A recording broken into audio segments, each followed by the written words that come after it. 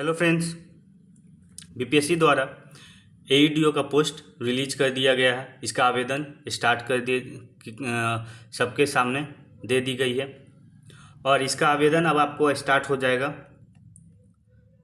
27 अगस्त से लेकर 26 सितंबर तक।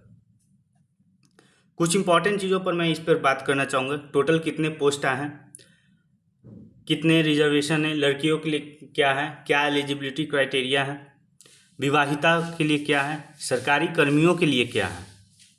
चलिए आते हैं देखते हैं। टोटल नंबर ऑफ पोस्ट आपको दिया गया है 935 और महिलाओं के लिए 319। ये कम्प्लीटली क्षैतिज आरक्षण आपको दिया गया है फलस्वरूप, जिसमें सिर्फ और सिर्फ महिलाएं, बिहार की महिलाएं ही चुनी जाएंगी। चलिए आगे आते हैं। अनारक्षित में यूआर में आपको 374 पोस्ट दिया गया है, जिसमें गर्ल्स का 131 पोस्ट है। आर्थिक वर्ग में ईडब्ल्यूएस में आपको 93 पोस्ट है, जबकि गर्ल्स का इसमें 33 पोस्ट दिया गया है। एससी में आपको 150 पोस्ट दिया गया है, गर्ल्स का इसमें 53 पोस्ट है। अनुसूचित जनजाति में एसटी में आपको 10 पोस्ट, गर्ल्स का 4 पोस्ट दिया गया है। ईबीसी में 168 पोस्ट, गर्ल्स का 59 पोस्ट दिया गया है। बीसी में 112 पोस्ट और गर्ल्स का 39 पोस्ट दिया गया। आप सभी ने नोटिफिकेशन देख लिया होगा। वेतनमान इसका रखा गया है लेवल 5 और मूल वेतन बेसिक पे आपका 29,202 है। लेवल 5 का पोस्ट बहुत अच्छा पोस्ट है ये। आगे देखते हैं। और इसकी शैक्षणिक योग्यता एलिजिबिलिटी क्राइटेरिया क्या रखी गई है। एलिजिबिलिटी क्राइटेरिया आप सिर्फ और सिर्फ ग्रेजुएशन होने चाहिए।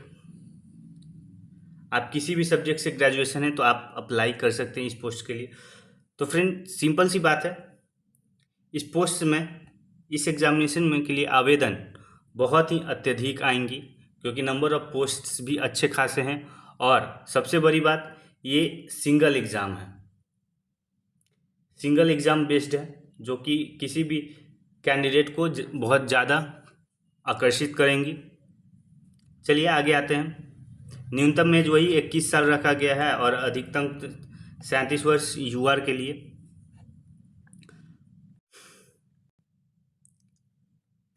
बिहार के से एक स्पेशली है, वैसे कैंडिडेट्स जो बिहार सरकार के अंदर में कार्यरत हैं, उनके लिए एक बात कहना चाहूँगा। यहाँ पे इम्पोर्टेंट दिया गया है, बिहार सरकार के सरकारी सेवकों को सेवा में आने के उपरांत उनकी पूरी सेवा अवधि में बीपीएससी आयोग द्वारा आयोजित प्रतियोगिता परीक्षा में सम्मिलित होने के लिए अधिकतम 5 वर्ष अनुमान्य होंगे। यह जो बात बिहार सरकार के लिए कही गई है, बिहार सरकार के कर्मचारियों के लिए, ये बिल्कुल भी गलत है। मैं इस वीडियो में आपको बता देता हूँ, ये बिल्कुल भी गलत है, क्योंकि यहाँ पे राइट टू इक्वालिटी बनती ही नहीं है। फिर क्यों? क्योंकि एक तरफ सेंट्रल गवर्नमेंट में जॉब कर रहे हैं लोगों के लिए आप छूट दिए हुए हैं, वहीं बिहार गवर्नमेंट में मान लीजिए कोई पर्सन है, वो बीपीएससी का दूसरे में आगे बढ़ना चाहते हैं और बीपीएससी के लिए फॉर्म अप्लाई कर रहे हैं, और वो लेवल 1 लेवल 2 पे कार्यरत है, तो डेफिनेटली वो चाहेंगे कि उनका लेवल हमेशा बढ़े, चाहे किसी भी बीपीएससी के एग्जामिनेशन के थ्रू हो। और आप उनको उनके आगे बढ़ने के रास्ते को, पथ को आप रोक दे रहे हैं। तो ये राइट टू इक्वालिटी का साफ तौर पर उल्लंघन किया जा रहा है। ये सिर्फ बिहार सरकार के लिए, बिहार गवर्नमेंट के सेवकों के लिए नहीं, बल्कि सेंट्रल गवर्नमेंट के सेवकों के लिए भी होना चाहिए था, या प्राइवेट सेक्टर में भी अगर कोई किसी कंपनी में कार्यरत हैं तो उनके लिए भी होना चाहिए। खैर, ये बात डिस्कशन की है, इस पर बाद में बात करना ही उचित होगा। एग्ज़ाम पैटर्न पर हम लोग बात कर लेते हैं। तो एग्ज़ाम पैटर्न आपका होगा सिर्फ और सिर्फ एमसीक्यू बेस्ड एक एग्जामिनेशन, जिसमें 3 होंगे विषय। एक सामान्य भाषा जो कि 2 भाग में बटेंगे रहेंगे, एक सामान्य अंग्रेजी 30 अंक का, सामान्य हिंदी आपका 70 अंक का। ये टोटली ऑब्जेक्टिव होगी, 100 प्रश्नों की संख्या होगी, 2 घंटा का होगा एग्जामिनेशन, जैसा दरोगा में भी दिया जाता है मेंस में 2 घंटा। और ये कम्प्लीटली 100 मार्क्स का होगा, 100 क्वेश्चंस, और मिनिमम क्वालिफाइंग मार्क्स इसमें 30 नंबर रखा गया है। लेकिन इसमें एक बड़ी बात है कि दोनों सब्जेक्ट्स में आपका 30 नंबर आना चाहिए। इंग्लिश में भी 30% होना चाहिए, इंग्लिश में भी 30%, 30 क्वेश्चंस का, और सामान्य हिंदी में भी 30%। मतलब आपको कम से कम हिंदी में 9 क्वेश्चन सही कर, अंग्रेजी में 9 क्वेश्चन सही करना होगा, और हिंदी में 21 क्वेश्चन सही करना होगा, तब जाकर आप पास हो पाइएगा।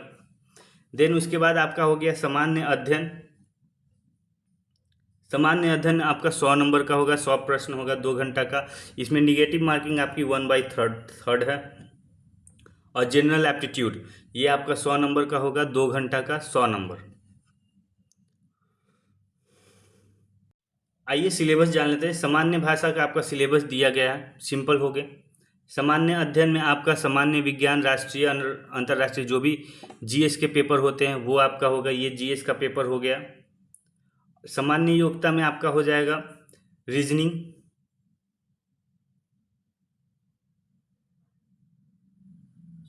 एंड मैथ्स, सिंपल मैथ्स होंगे।